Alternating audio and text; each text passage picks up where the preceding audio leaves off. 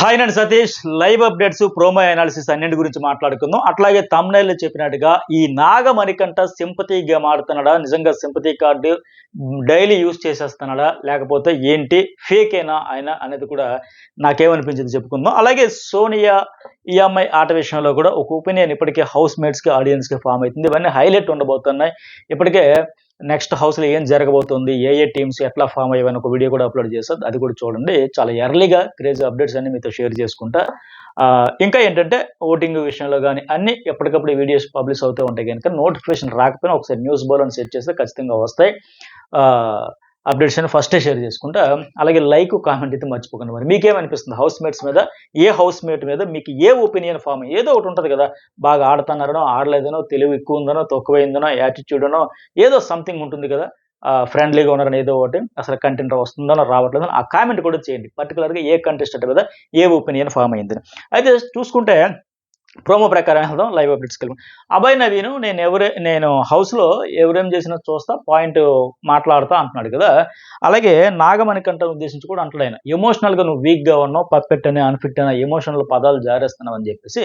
ఇక నాగమణికంఠ కూడా ఏంటంటే నామినేషన్ నేపథ్యంలో మీరు బ్యాక్గ్రౌండ్లో ఏదేదో ఊహించుకుని ఏదేదో పెట్టుకుని నన్ను నామినేట్ చేస్తున్నారు, నన్ను హౌస్ నుంచి పంపేద్దామని అనుకుంటే, ఇక్కడ ఈయన అభయ్ నవీన్ ఒక మంచి కరెక్ట్గా ట్రాక్లో ఉన్నాడు అనడానికి ఒక మాట అంటాడు, నేను పంపేయడం ఏంట్రా బాబు, ఆడియన్స్ నన్ను కూడా బయటకు లాగుతారు, నూకుతారు అని చెప్పేసి. అంటే ఇక్కడ ఒకరినొకరు పంపలేరు. ఎవరినైనా కంటెస్టెంట్స్ జస్ట్ నామినేట్ చేసేంత వరకే 10 మంది చేసినా, 13 మంది కలిపి ఒకరిని చేసినా ఒకరినొకరు పంపలేరు. ఆడియన్సే ఒక కంటెస్టెంట్ని హౌస్లో ఉంచాలన్నా పంపాలన్నా వాళ్ళే చేస్తారు. సో నేను పంపించలేను, నువ్వు నన్ను పంపించలేవు, ఆడియన్సే డిసైడ్ చేసేది. లేక అభయ్ నవీన్ అయితే పక్క ప్రాక్టికల్గా ఉన్నాడు, క్లారిటీ తెచ్చేప్పుడు పర్ఫెక్ట్గా అనిపించింది. అయితే మణికంఠ ఏంటి, ఇదే మాట ఎవరు అతను నామినేట్ చేసినా ఆయనలో నెగిటివ్ పాయింట్ ఉందని చెప్పిన అదే మాట అంటున్నవాడు. అభయ్ నవీన్తో కావచ్చు, యష్మి గౌడ్తో కావచ్చు, సోనియాతో కావచ్చు, ఎవరైనా అతని గురించి ఆదిత్యతో కావచ్చు, ఎవరితో అయినా సరే ఆయన అంటే మీరు బ్యాక్గ్రౌండ్లో ఏదేదో అనుకుంటున్నారు, నన్ను పంపించాలని చూస్తాను, ఇట్లా ఎమోషనల్ ఫీల్ అవుతున్నాడు.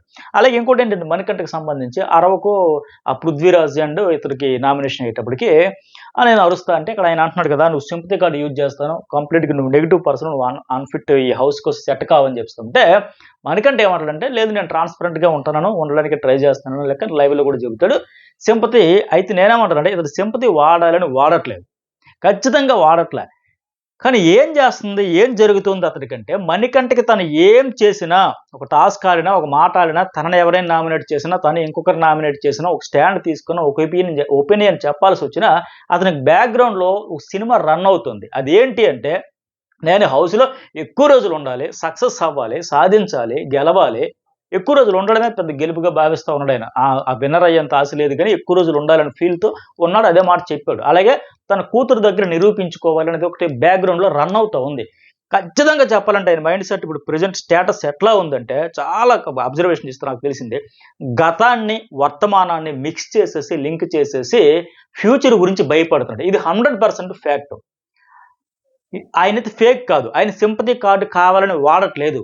ఇప్పుడు గత సీజన్లలో చూసాం, చాలా మంది వచ్చారు ఫేక్ గేమ్ ఆడుకుని ఫేక్గా జర్నీ చేసుకుని వెళ్ళిన చాలా సీజన్లో చాలా మందిని చూసాం. బట్ ఇప్పుడు అట్లా కాదు.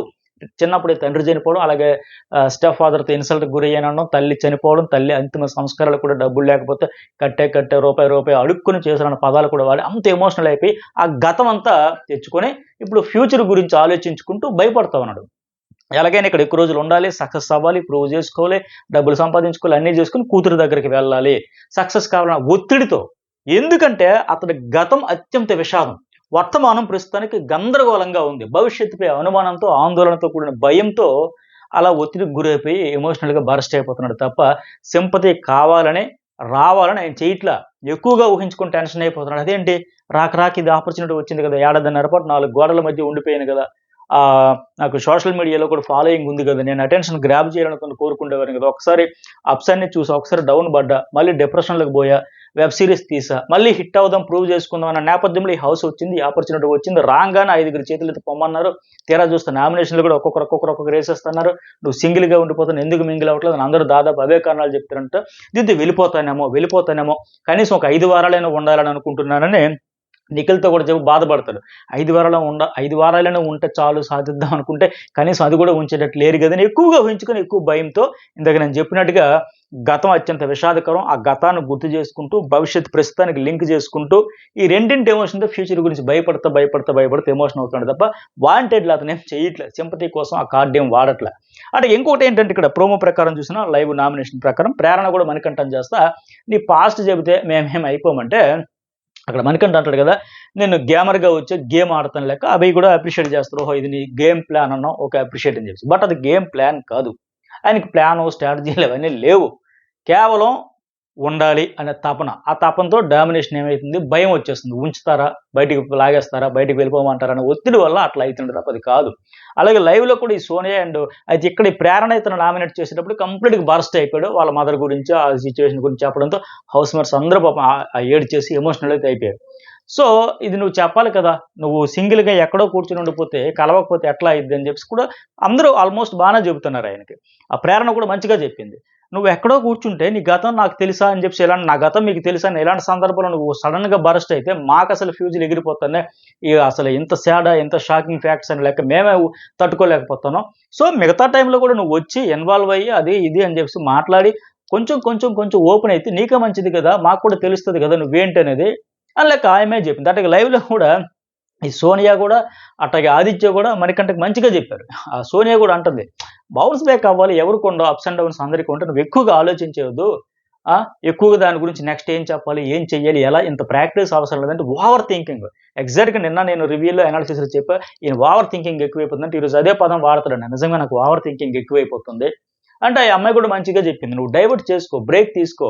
నువ్వు ఇప్పుడేంది కొన్ని నెలల పాటు ఉండిపోయినావు నువ్వు మనుషుల్లో కలవడానికి. ఆ నెలల నుంచి రోజుల్లోకి, రోజుల నుంచి గంటల్లోకి ఒక గంట తీసుకో. సింగిల్‌గా ఉండిపో. నీ ఓన్ స్పేస్ తీసుకో. తర్వాత ఒక 45 మినిట్స్, తర్వాత 30 మినిట్స్, తర్వాత 25 మినిట్స్ ఇట్లా ఆ టైం తగ్గించుకుంటూ వేగంగా జనంలో కలిసిపో. అలా డ్యూరేషన్ తగ్గించుకుంటాను." మంచిగా చెప్పింది. సో, చూసే వాళ్ళకి కూడా వీడు రోజు రోజుకి బెటర్ అనే ఫీల్ రావాలి. ఎందుకంటే ఆయన నిజంగా డిప్రెషన్‌లో ఉన్నాడు. సో, అది కావాలి. ఎందుకు ఇతను ఎంత డిప్రెషన్‌లో ఉన్నాడంటే ఆయన ఒక మాట కూడా అంటాడు. "నాకు బయటికెళ్ళాక ధైర్యం కావాలి" అంటున్నాడు. సొసైటీలో నేను బతకగలను, ఉండగలను ఒక ధైర్యం గావాలి. నలుగురిలో మెలిగే పర్సనాలిటీ రావాలి.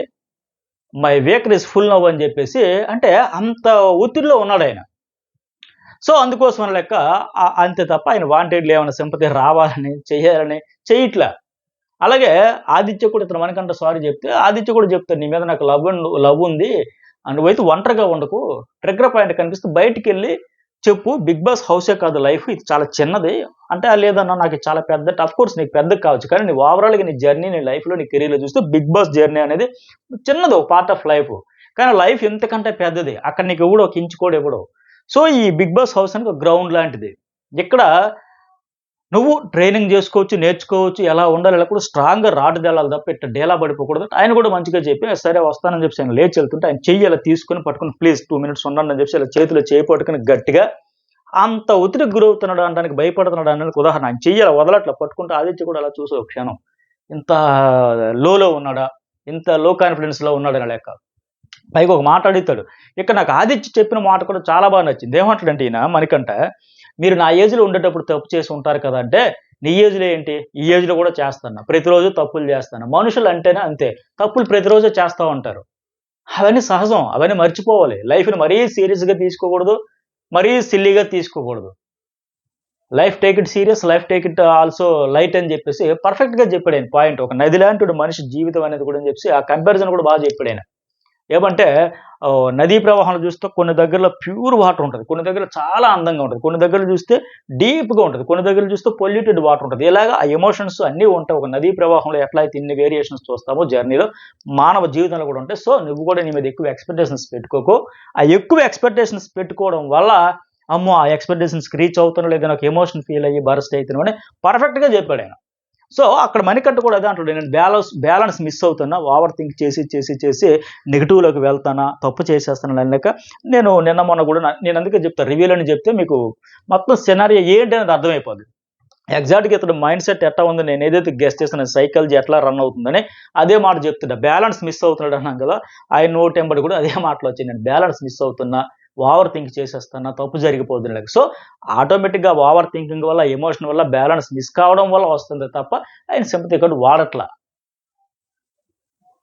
సో నెక్స్ట్ ఏంటి ప్రోమో ప్రకారం వెళ్దాం. ఇంకా లైవ్ అప్డేట్స్ కూడా చాలా ఉన్నాయి. మీకు వీలైనంత చిన్నగా వీడియోలో టకటక చెప్పుకుంటూ పోదామని. అయితే ఆయన ఇంకొక మాట కూడా అన్నాడు. నీలో కొన్ని పాయింట్స్ ఉన్నాయి. నువ్వు సెన్సిటివ్, ఎమోషనల్లీ సెన్సిటివ్ కనుక క్యాచ్ చేస్తున్నావు అవతల వాళ్ళు ఏంటనేది ప్లస్ పాయింట్లు అన్నీ ఉన్నాయి. కాకపోతే బ్యాలెన్స్ చేసుకో.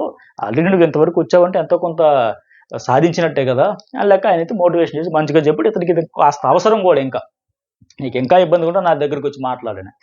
తర్వాత ఏంటి ప్రేరణ సీతకు నామినేట్ చేస్తుంది. ఎవరికీ అనిపించింది, నీకే ఎందుకు అనిపించింది, ఎందుకు నువ్వే హర్ట్ అయ్యావంటే ఆయామ అంటది నా ఇష్టం, నేను హర్ట్ అయ్యా, వాళ్ళు హర్ట్ అవ్వకపోతే నన్ను హర్ట్ అవ్వమంటారు ఏంటి లైక్ అనేది. ఎందుకంటే ఇక్కడ మొన్న ఫస్ట్ డే ఈ కిచెన్ ఎవరు, వాష్రూమ్స్ ఎవరు, బెడ్రూమ్స్ అని డిసైడ్ చేసుకునేటప్పుడు నిఖిల్ కొద్దిగా గట్టిగా మాట్లాడుతూ చెబుతాడు, మీరెవరు ఇగో తీసుకోకండి, సుపీరియారిటీ అనుకోకండి, నాకు 2 పదాలు వాడింది. సో ఆ సుపీరియారిటీ అనేది నాకు నచ్చలేదు, ఇగో అనేది నాకు నచ్చలేదు అని సీత ఈ అమ్మాయిని నామినేట్ చేస్తే సేమ్ అవే పాయింట్స్ మీద పెట్టి ప్రేరణ అయితే సీతకైతే నామినేట్ చేసింది. ఇది వీళ్ళు పంచాయతీ.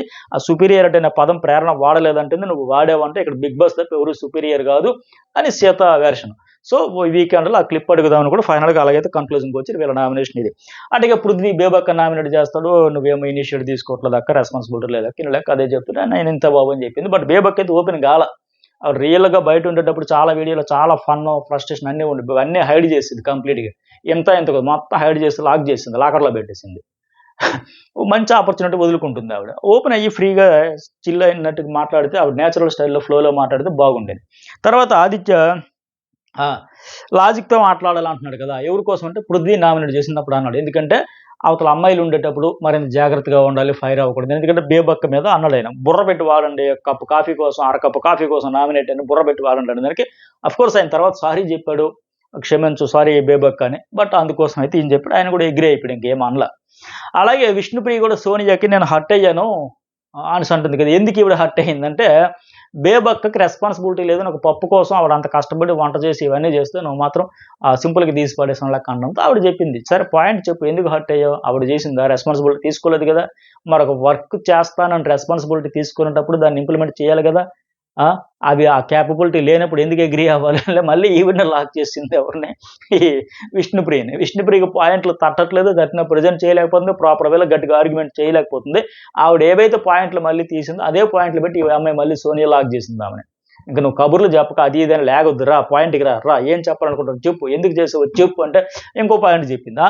నువ్వు నిఖిల్కి యష్మికి ఫేవరెటిజం చూపించాడు అన్నా కూడా అది కూడా నాకు నచ్చలేదు అంటే, యష్మి విషయంలో ఏంటి, ఆమెను చీఫ్ చేసే విషయంలో కూడా ఫేవరెటిజం చూపించాడు. అలాగే ప్రేరణనేమో ఇప్పుడు 2 సార్లు సేవ్ చేశాడు, ఇంకెంతకంటే ఫేవరెటిజం ఇంకేంటి అని ఈ అమ్మాయి గట్టిగా మళ్ళీ చెప్పింది.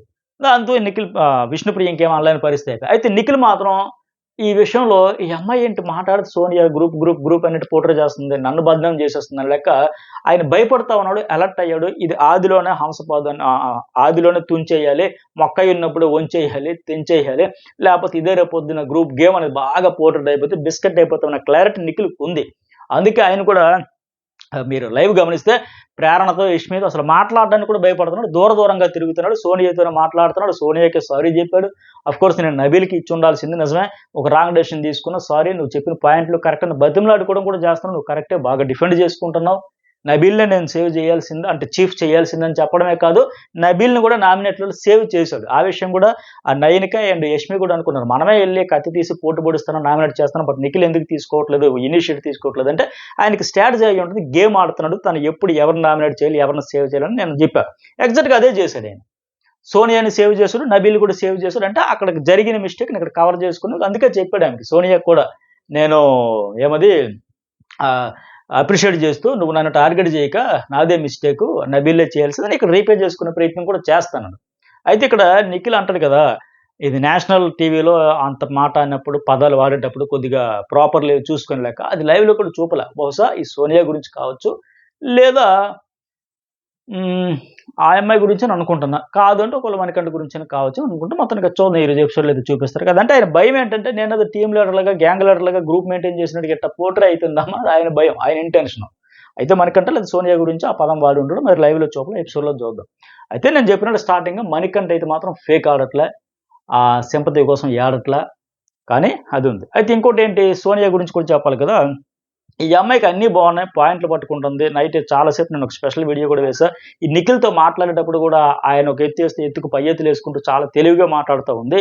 అన్నీ బాగున్నాయి, కానీ ఒక మైనస్ ఏంటంటే ఈ యాటిట్యూడ్, యారగెన్స్. నేను చెప్పేసా, నువ్వు వినో, నీది అయిపోయి నువ్వు బస్, నువ్వు ఎంతసేపు అని చెప్పొచ్చు, అవతల వాళ్ళు చెప్పకూడదా, వినకూడదా, చీఫ్లు కూడా జోక్యం చేసుకోకూడదా, పాయింట్స్ అడుగు, చెప్పు అన్నప్పుడు అవతల వాళ్ళు చెప్పినప్పుడు వినాలి, వినిపించుకోవట్లేదు. నా వెర్షన్ అయిపోయి నీ వెర్షన్ ఊరికి కావాలి, అయిపోయిందిగా వెళ్ళిపోయి ఇంకా అనడం, అది యారగన్స్, ఆ యాటిట్యూడ్ అవి తగ్గించుకుంటే కంప్లీట్గా క్లోజ్ అయిపోతేనే బెటర్, లేకపోతే ఆవిడికే నష్టం. మంచి పాయింట్లు చెప్పినా లాజిక్స్ ఉన్నా ఏమన్నా సరే కష్టం. ఎందుకంటే నిన్న నామినేషన్లతో నా హౌస్ మేట్స్కి అందరికీ అర్థమైంది, అమ్మో సోనియా దగ్గర పాయింట్స్ ఉంటాయి, లాజిక్లు పట్టుకుంటుంది, గట్టిగా వేసుకుంటుంది వాళ్ళకి. ఎందుకంటే ఈరోజు అందరు ఇమిటేషన్ పేరుతో ఎక్కువ ఫన్ అంతా సెంటర్ ఆఫ్ అట్రాక్షన్ ఆవిడ చుట్టూ, ఆవిడని ఇమిటేట్ చేయడం, ఆవిడ చుట్టూ తిరగడం, ఆవిడ ఎలా చేసింది, ఆవిడ అలా చేసింది, ఆవిడ ఎలా, ఇదే డిస్కషన్ నడుస్తూ ఉంది. సో ఓకే, అవన్నీ ఉండొచ్చు, తప్పలేదు. అయితే ఈ అమ్మాయి మెయిన్ ఏంటి నేను చెప్పేది ఏంటంటే, ఆ యాటిట్యూడ్, ఆ యారగన్స్ అనేది తగ్గితే కంప్లీట్గా, లేకపోతే బెస్ట్ కంటెస్టెంట్ అవుతుంది, లేకపోతే ఆవిడకి మైనస్. ఆడియన్స్ ఇలాంటి యాక్సెప్ట్ చేయరు.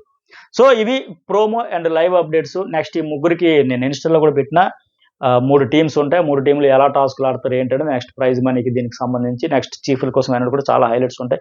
లైక్ కామెంట్ అయితే మర్చిపోకండి.